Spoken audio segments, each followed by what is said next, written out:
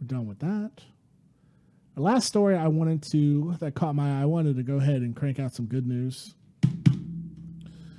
LA School Board, not Louisiana, Los Angeles. LA School Board unanimously votes to remove officers from campus, approve black student investment.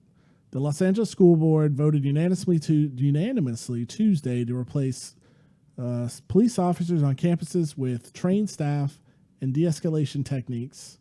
I want to check something real quick. Yeah, I'm totally not, but hopefully that's fine. And de-escalation techniques.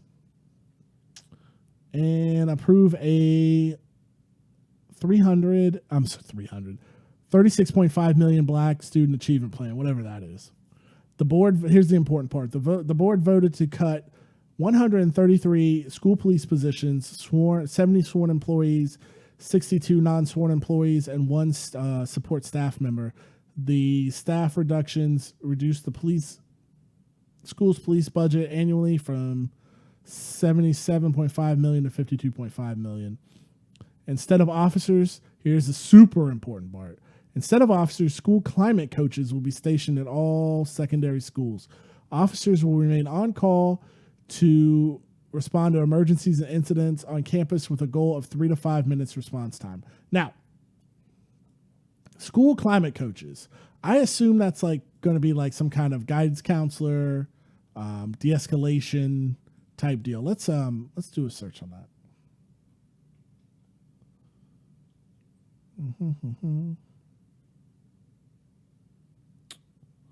Ooh, school climate coach on Indeed. What do you want?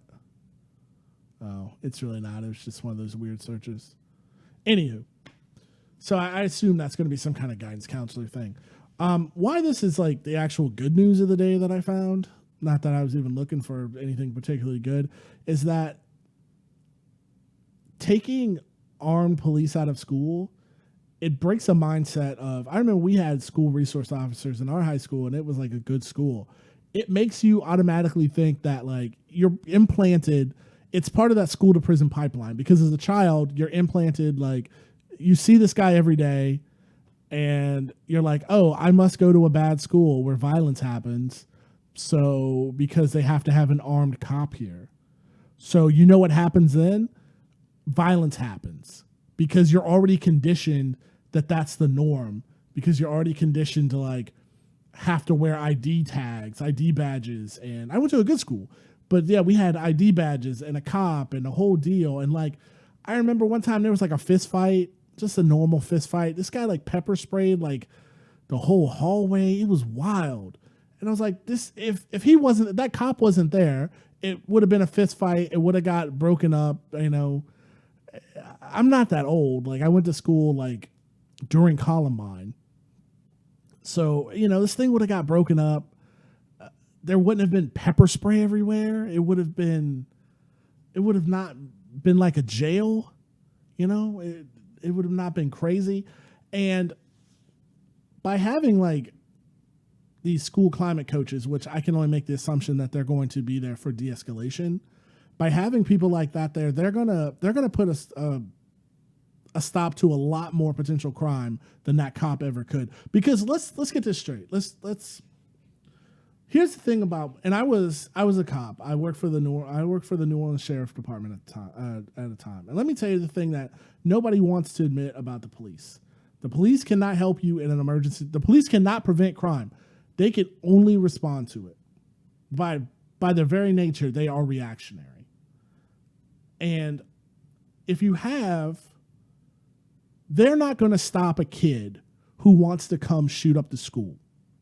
They're just not. They're not. If that kid wants to throw his life away and take a bunch of other kids down with him, he's going to do that. But a guidance counselor, a school climate coach, can identify somebody who will potentially do that and be like, hey, what's going on? And identify the reasons why they would be like leaning towards that. They're going to stop a lot more violence and a lot more crime than these cops ever could dream of. It's just not going to, all the cop can do is just react with more violence. Somebody who can intervene in somebody's life can shut that shit down before it even gets to that level. So I'm super excited about this. I hope it works out well for them. I hope it becomes a model for the rest of the country.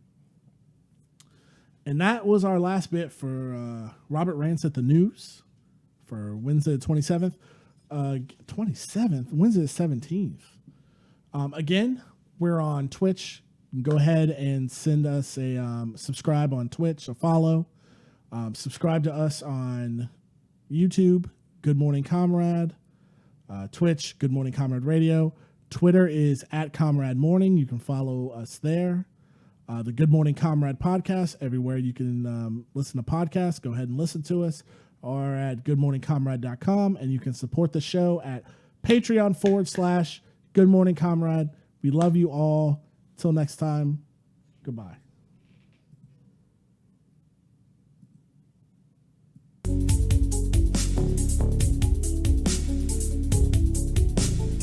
Oh, I'm going to stream after this.